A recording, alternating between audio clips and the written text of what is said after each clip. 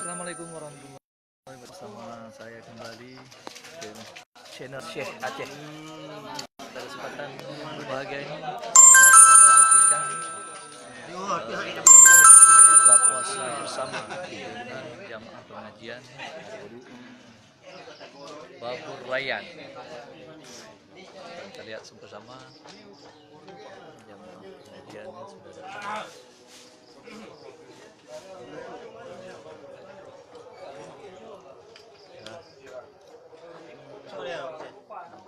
Ini adalah Tengku Muhammad. Dia boleh leguk-leguk juga.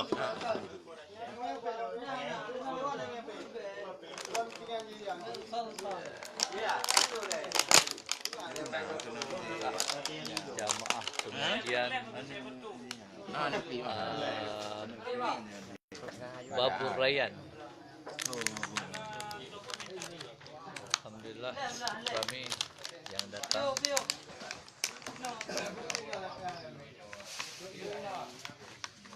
dari berbagai kampung, baik di desa ataupun di kota.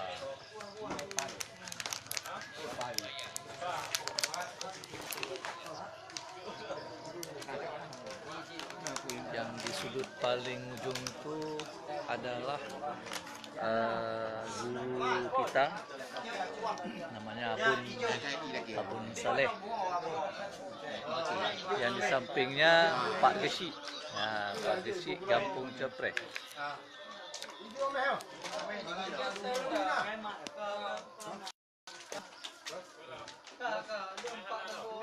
Kita menunggu saat berbuka puasa, sedang menantikan saatnya berbuka.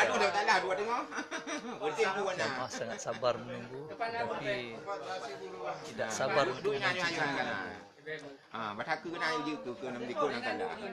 makanan khas Aceh Raya di Itik.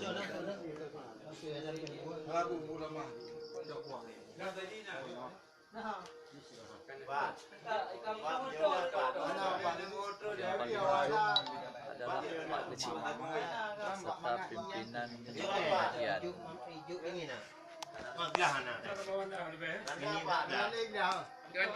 Oke, berhubung waktu berbuka sebentar lagi, sekitar 4 atau 5 menit lagi, kami bersama